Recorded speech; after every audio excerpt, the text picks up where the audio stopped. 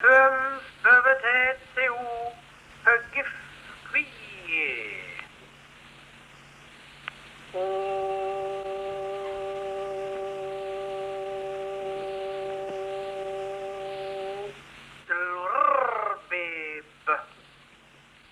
of the hallmarks of that modernist art is this blurring of boundaries and of taking one thing for another and replacing and substituting and using, for example, the concept of a musical score as a metaphor for a set of instructions to do painting, dance, things that aren't strictly speaking music.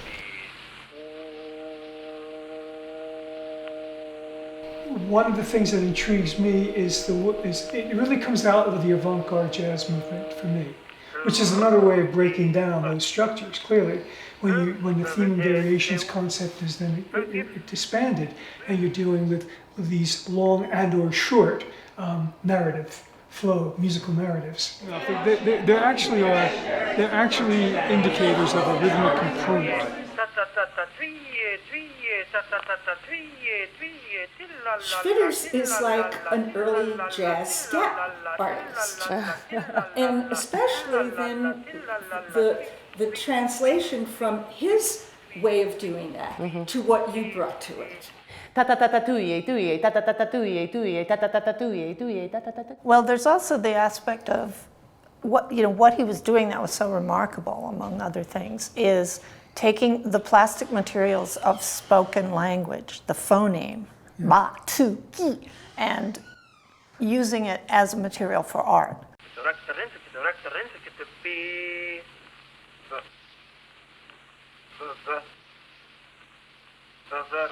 What Schwitters did was take the plastic material of human speech, the phoneme, or the unit of construction,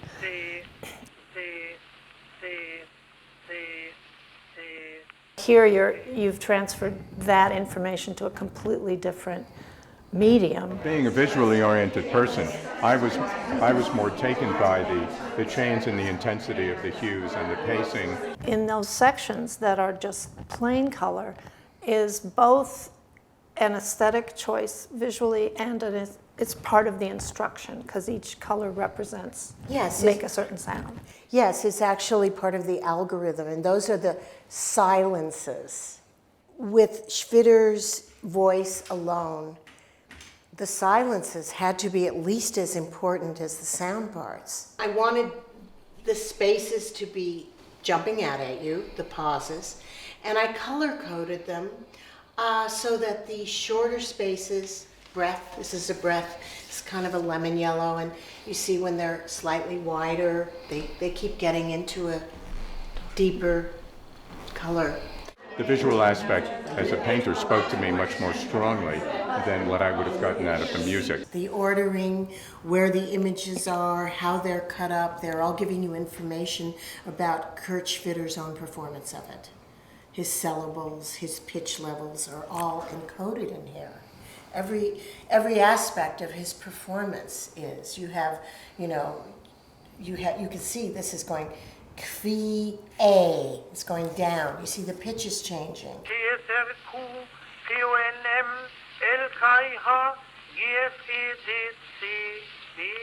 I decided I had to use phonetics because it is phonetically based. Right.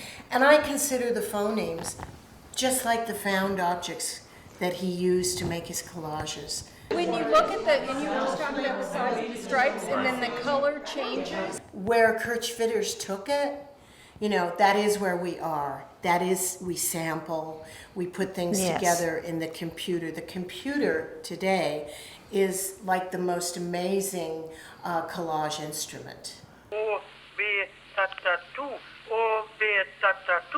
There are certain times in listening to Ursonate that remind me of a kind of free-form jazz performance.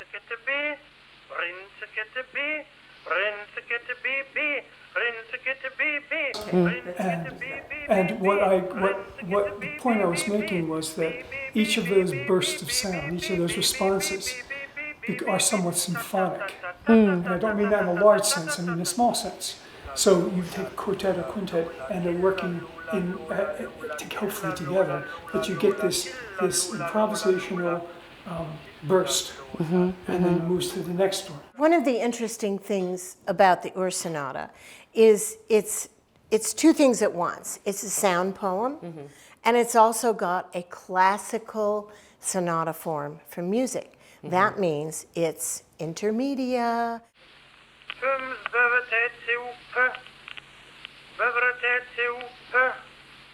The four movements are quite different from each other. They are. Well, here, this is movement 1. Yes. It's huge. Like it takes up the whole wall.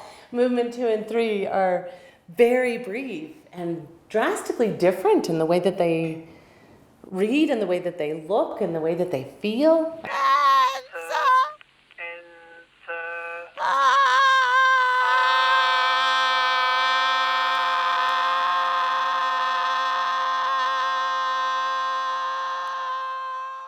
So movement 2, in juxtaposition to movement 1, which is got lots of life and sort of vivacity to it, is very dark and very... And moves down. It starts with... Yeah, and the pitches...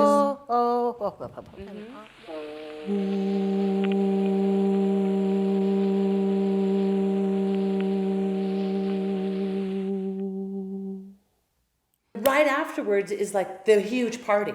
Right? Yeah. Because movement 3 is, it just goes like all of a sudden the flute section comes out, of the symphony and starts to play. You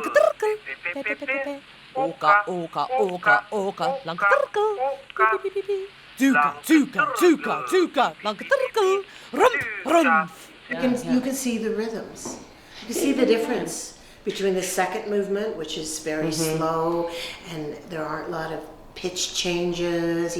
The same Norwegian images are just getting longer, and they look like looks like it's coming out of the mouth, like and landscape.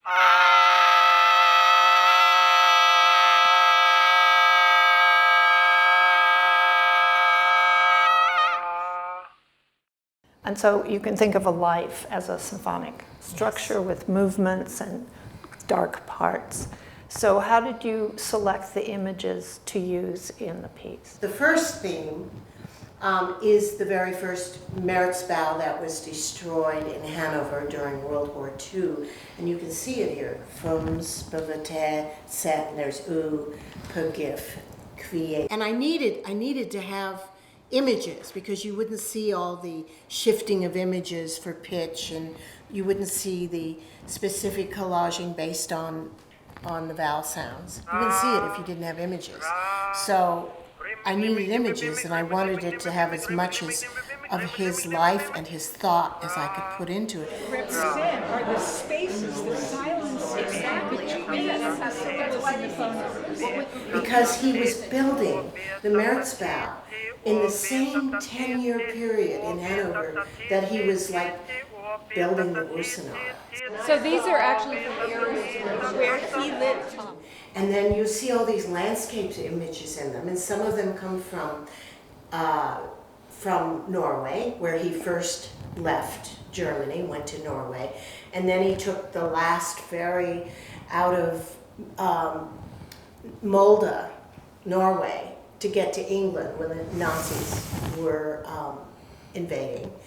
And then he did all this work in the Lake District in England. So the first two movements have Norwegian landscapes, and the second two movements have these landscapes from where he was in the Lake District in England.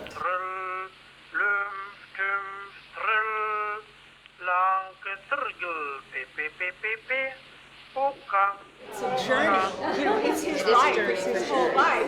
You're looking at And like all the places, it gets a little more dark. I felt that I wanted as much information encoded in this work about Schwitters and how he thought and where he was and his works as I could put in. Here is this Gesamtkunstwerk, this document, this monument. It's an object, and it represents this sort of historical milestone of the person and triggers it but it's been sort of reincarnated a bunch of times in different forms. That's what I always considered my work. I was doing, taking a score and performing it visually. Later on, a friend of mine who was a German musicologist said, no, you're really doing visualization. But I still think of it as a visual performance.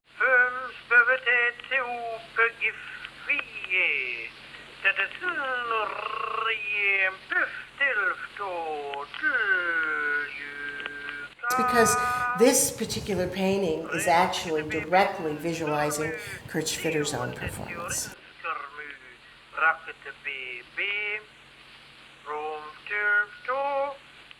The visual rhythms that attracted me, and then the hues and colors, and then I started seeing a lot of what I thought of as underlying structural components. At a certain point in producing this work, I realized that the processes that I followed, which I had analyzed and taken from Kurt Schwitter's performance and my score of it, I realized it was like algorithms that a computer programmer would use. Metaphorically, in the sense that you didn't feel, well, I have to make this on a computer because it's like computer algorithms. No. It's really important that this be handmade, completely handmade. If you're a cellist and you're playing the same figure over and over, it's different every time because it's coming through the body. It's an embodied sound. And if you just copy something and repeat it, it's boring. It doesn't have that infinite variety that a human being playing an instrument has.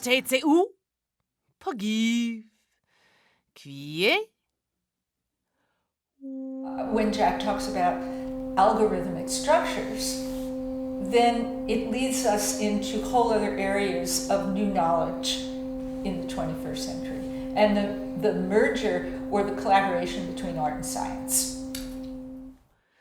When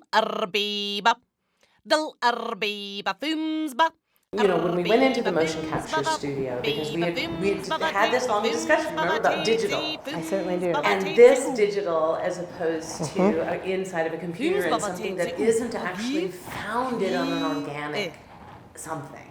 And so putting the motion capture on my actual body while we were doing that made so much sense.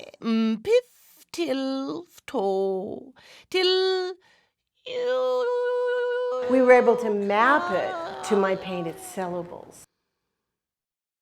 I had a duet with Kurt Schwitters, and you did too. And when we came together, it became a trio between the three of us. Yeah, because we're all in the room.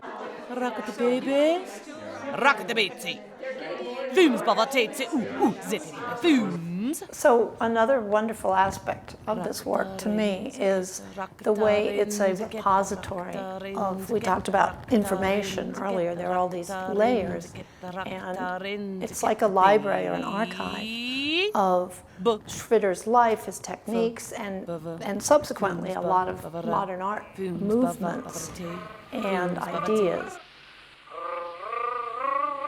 And so this work, the painting, is this repository of that history that leads us into the next century. And it's both an archive, and it's also a prophecy, in a sense. It tells you where we can go. This film is in itself an extension of the painting.